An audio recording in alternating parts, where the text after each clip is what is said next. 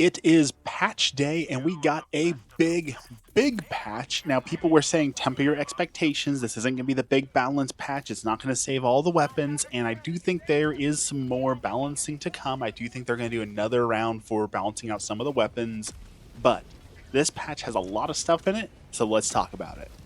The big stuff they bring up is visible supply lines and attack origins in the Galactic War, stratagem, weapon, planet, and enemy balancing updates, various crash fixes, stability improvements, and other updates, and invite-only lobby creation. First, they want to talk about balancing, so let's read the note that they give us. Goal with stratagem balance changes this patch. With these balance changes, we wanted to buff up some of the weaker stratagems to make them more viable and add more possibility for variety in the loadouts. We also changed a few to make them more consistent, but the goal was to keep a similar or higher power level. We are looking into the stratagems more to see if there's any other stratagems that might need some buffs or changes to make them more viable. We also want to be better at explaining what our goals are with the changes. Please see the linked blog post for more information. First up, we have the Rocket Sentry, decreased spread, prioritize larger targets, increased target distance from 75 to 200 meters, decreased rockets per salvo 2 to 1 to get better ammo economy, increased explosion radius from 1 meter to 4 meters, decreased explosion armor penetration, explosion can no longer damage heavily armored enemies, the projectile still has enough AP to damage heavily armored targets, increased projectile damage from 200 to 300. Machine Gun Sentry, reduce cooldown from 180 to 120 seconds. Machine Gun Sentry, Gatling Sentry, Rocket Sentry, Autocannon Sentry, Mortar Sentry, and EMS Mortar Sentry increased durability from 0% to 80%. HMG emplacement increased rotation speed by 100%. Minefield increased damage 250 to 350. Incendiary Mines increased damage from 150 to 210. Now, I tried a few of these changes already, especially on the Rocket Sentry, and it did feel good, sort of. It definitely did what its job was supposed to be, taking out larger targets. However, with all of the turrets, sentries, gatlings, rocket, all of them, the problem is you need to be in the right place at the right time with the right amount of luck to make them work. You can throw down the sentry and all of a sudden an enemy will just randomly spawn and take it out in one hit and it's gone forever and thus a waste. Or you can put it in a magic spot where no one happens to touch it. It runs for its entire time limit and takes down a whole bunch of stuff. For me, it's still too much of a gamble to bring and waste a stratagem slot on if something goes wrong. Orbital Gatling increased fire rate by 25%, increased rounds per salvo from 30 to 60, increased armor penetration, can damage heavily armored enemies, decreased cooldown from 80 seconds to 70 seconds. Orbital Precision Strike decreased cooldown from 100 to 90 seconds, decreased spawn/call-in time from 4 seconds to 2 seconds. Orbital Airburst Strike decreased cooldown from 120 to 100 seconds. I tried all of these live in the game as well, and it was just a underwhelming meh. Like, yeah, they buffed it a little bit, but there's still no reason to bring any of these. Like, Orbital Gas Strike is 10 times better than the Airburst Strike or the Gatling, so why bother bringing those when you can bring Gas Strike? Precision Strike is nice though, and it's nice that it's a little bit better now.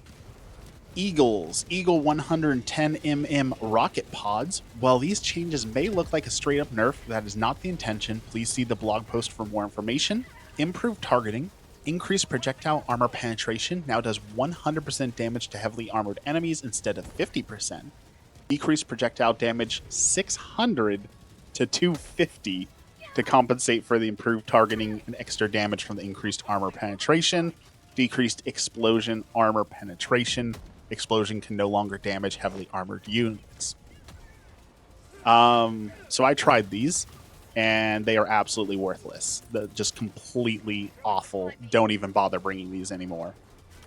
Eagle Strafing Run, increased uses from 3 to 4, increased armor penetration, can now damage heavily armored units.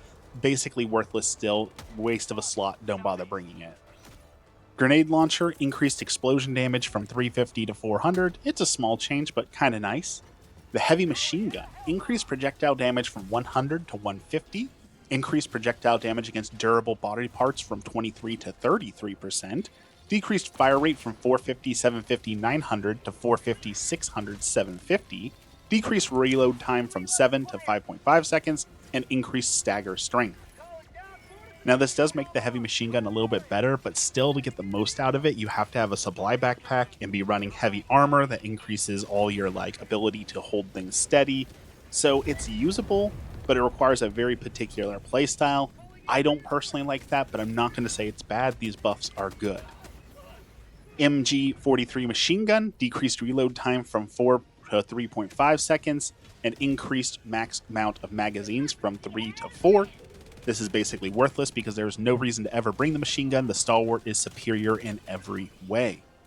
MG machine gun, 43 machine gun sentry, Gatling sentry in the Exo Patriot suit, increased projectile damage from 80 to 90, increased projectile damage against durable body parts from 7.5 to 25%. This is good for the sentries, but the Exo suits are still worthless, so again, why bother? AR-23 Liberator, M105 Stalwart, and the Guard Dog increase projectile damage against durable body parts from 10% to 23%. I like seeing buffs on Stalwart. The Stalwart, of course, is better than the machine gun, as I said. The ARC Liberator, or the AR-23C Liberator Concussive, increase projectile damage against durable body parts from 23 to 35%. BR-14 Adjudicator, increased magazine capacity from 25 to 30. Increase projectile damage against durable body parts from 10% to 20%. AR-61 Tenderizer, increase projectile damage from 60 to 95, increase projectile damage against durable body parts from 10 to 17%, decreased ammo capacity from 35 to 30, decreased number of magazines from 10 to 8, increased stagger strength. The Tenderizer is now a laser beam. That thing completely rocks. I absolutely love it, but I have a problem with it.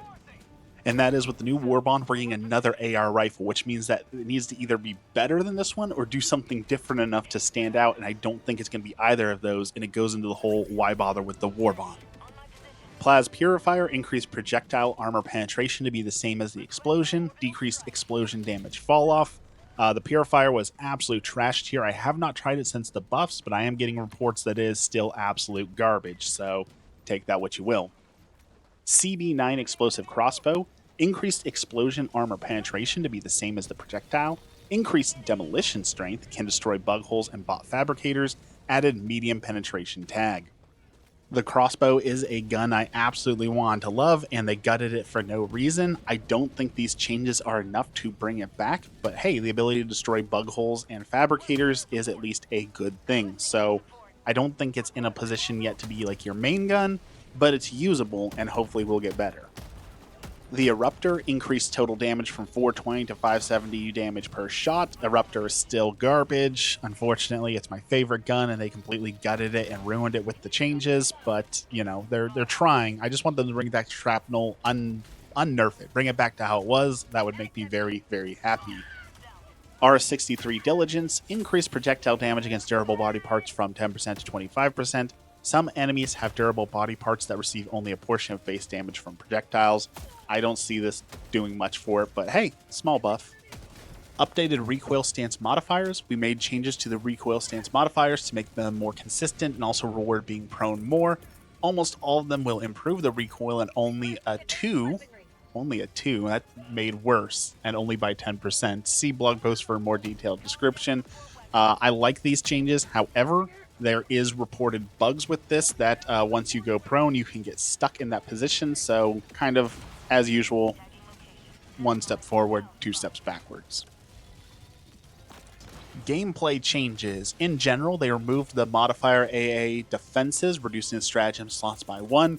This was necessary because there were people who just outright refused to play on planets that had that. So I'm glad to see that they're going to rework this and figure out what they're going to do to make it interesting.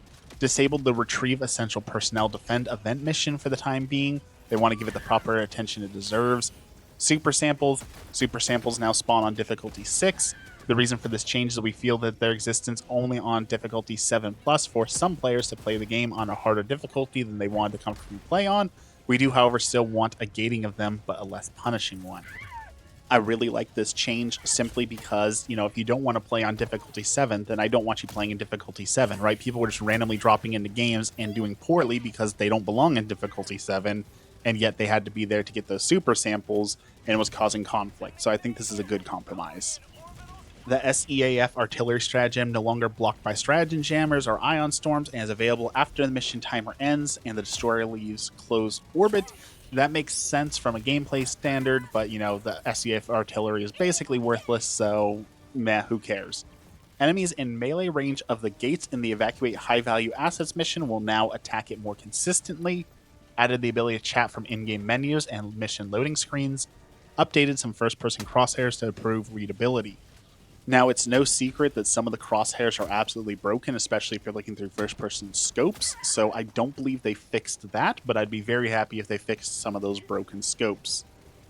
Planets and hazards. The spike plant that appears on certain plants has been reworked and no longer causes bleed or stamina drain if hit by the plant explosion or spikes. Now pops 3 times, sending spikes everywhere, dealing increased damage. The big one. Fire tornadoes. Fire tornadoes have had their behavior changed and they should no longer feel like they're actively responding to player movement and should be more random. While the fire tornado storm takes place, enemy vision is reduced, player vision is unaffected. Fire tornadoes being more random should result in more variance in situations players find themselves in. Tornadoes are significantly less likely to pile up and overlap on extraction points or objectives and will generally be a bit easier to deal with. I am so happy for this because, man, oh man, those fire tornadoes would hunt you down, or worse, if you're doing one of the missions where you have to save the scientist. It felt like those fire tornadoes specifically chased down those scientists and took them out. It was so annoying, so hopefully that is better. I'm really hoping that this was a huge change and immediately noticeable. They made some changes to tremors, but I really don't want to go over those because I don't really care. The tremors are basically annoying and worthless. Visibility, they changed the way some fog works. Most importantly, though, artificial light sources have been rebalanced so they don't blind you. Unexploded hell bombs now explode immediately if you hit them big enough. Now a big change, vegetation. Vegetation that's large enough to slow the player now has an extra function. While inside the vegetation, Helldivers will be harder to detect, reducing their detection range by enemies. The effects stack with other detection reducing effects such as nighttime, being crouched or prone, or other things such as the scout armor passive. It's interesting to see them give us more stealth gameplay mechanics. People have talked about it for a while, and it seems like with the crossbow, they were trying to give us an ability to stealth.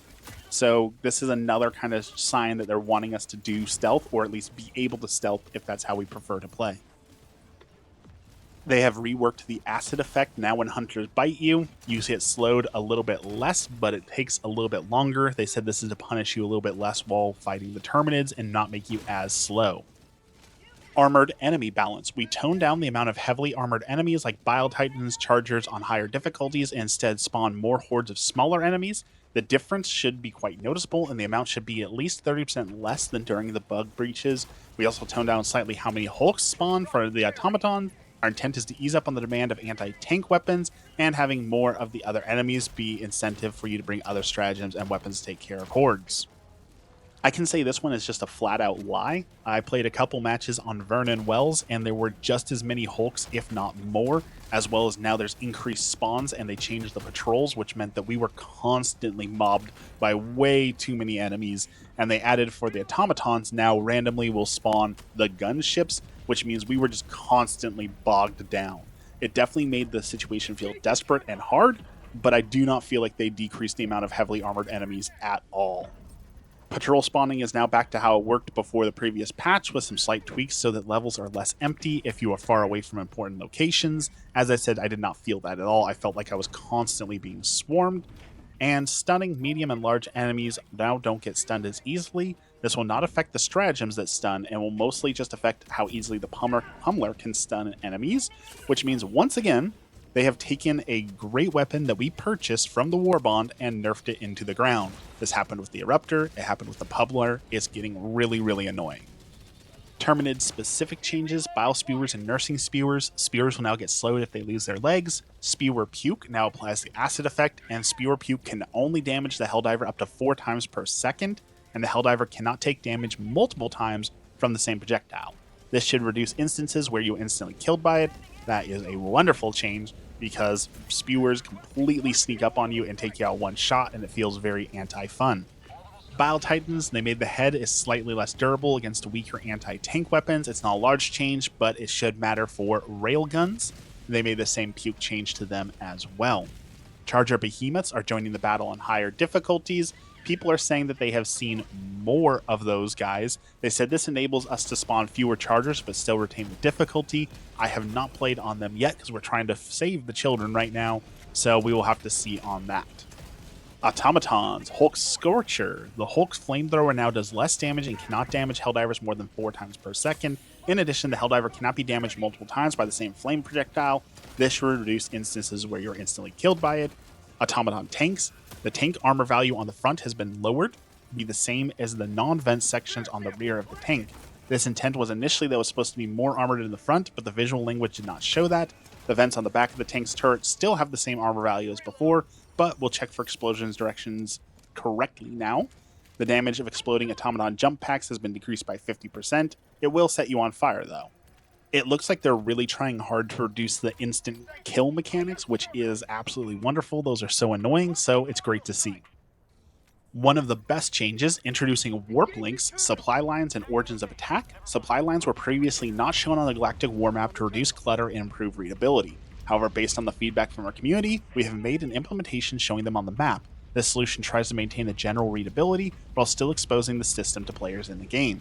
You will now also be able to see which planet an attack is originating from, potentially allowing for the community to stop the attack at its source.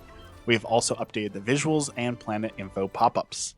That is a wonderful change. Now you don't have to go to a third-party website to plot out how you need to get to a planet. We needed this for a long time, so I'm very happy with that. Fixes. The spear targeting has been reworked and should now function much better. However, it has lost the ability to target automaton spawners. This is not intended and will be fixed in the future. I have been waiting for this for so long. I love the spear. I have always used the spear. I have stood by the spear, and I will now be abandoning the spear. The fix is solid. It locks on like it should. It's fast, it's snappy, it's great. I have no problem with that. However, not being able to target automaton spawners is a huge problem, and it could take them months to get on that, which is a huge downside, is a huge nerf to the weapon. And they changed something with the way the Hulk armor is, so now, when you hit them with the spear, it can take 3 or 4 shots to take down a Hulk because you can't control what angle the spear is coming from. This has basically made the spear worthless, and it is much better to bring on the recoilless rifle now, just because you get more ammo, and because there's so many more gunships, you're going to need that extra ammo, and you want to be able to take down Hulks in 1 or 2 shots. Intense heat and extreme cold now affect the Quasar cannon, 2.5 seconds on hot planet, minus 2.5 seconds on cold planet. We were expecting that change, but it makes the gun even worse in some scenarios, which, I mean, it's already pretty bad, but hey, at least it doesn't take up a backpack slot. The radar pulse that detects enemies on the minimap is now visible, so you can kind of see what you're seeing and see how you're detecting enemies. That is a good change. Most automaton weapons have now gotten tighter limits to how the projectiles can shoot and can deviate from the weapon muzzle angle. What this means is that situations where the Devastators shoot sideways and similar should be fixed. I have not experienced that. I have still been shot through walls, shot sideways. I don't think they actually fixed that. They made some small changes to the exosuits, but the exosuits suck, so those aren't important. They changed that the ballistic shield now collides with grenades, but since they nerfed the pummeler, there's no reason to bring the ballistic shield. The unblock button should now disappear from the social menu. Blocked players can no longer join the blockers lobby through recent players. Fixed a bug where enemies killed, missions played, and missions completed stats would not be properly displayed in the armory. Those are all good little things. Fixed the issue where players can throw an unlimited amount of grenades. Fix some text. The burning effect applied to the player when a combat walker dies is now a normal burn. The intent is that you should be able to escape it alive, but you'll be on fire, so hit the ground. The best change? The extraction shuttle can no longer take damage, preventing extraction. New high-grade materials directly from Super Earth R&D have been utilized. And then there's a bunch of small changes, various bug fixes, patch changes, all those. I won't read through the entire list. Overall, I feel like this patch fails to do what they wanted it to do. They wanted to rebalance stratagems, but none of the stratagems that they balanced made a good enough change that any of them are worth taking if you weren't already taking them before for your playstyle. They wanted to change some of the guns, and basically they're all still in the same position, with some of them being worse off, like the pummeler, which again was one of my favorites that they took away from me, and that is frustrating. They want you to be able to bring less anti-tank stuff. However, there's more tanks than ever, so you don't really have that option. I am glad for some balance changes. I am glad for some bug fixes. And I'm glad that it's giving us some quality of life stuff. And I'm not totally unsatisfied with the patch. However, I just feel that they failed to meet their objective of rebalancing the game, changing the patrols, and making it more fun to use other things. I'm still going to be bringing the same weapons as always, except for the pummeler and the spear, which they completely neutered. So I'm still going to have to be bringing my anti-tank. I'm going to still bring the same stratagems because that is the only way to play with randoms with how many tanks there are. You just can't rely on other people. It's a huge disappointment that we gave them 5 weeks to work on this and it comes out and it basically just puts the game in an even worse state than it was in before. And we'll have to wait another 5 weeks or a few months to get it fixed or have a chance at getting it fixed. And that's just frustrating. People have been talking about the hemorrhaging players and less people playing. And if this war bond doesn't absolutely slap, which I'm still skeptical that it is, I feel like we're going to feel another huge loss to the community. If you think I'm wrong, definitely put a comment down below. As always, have a blessed day.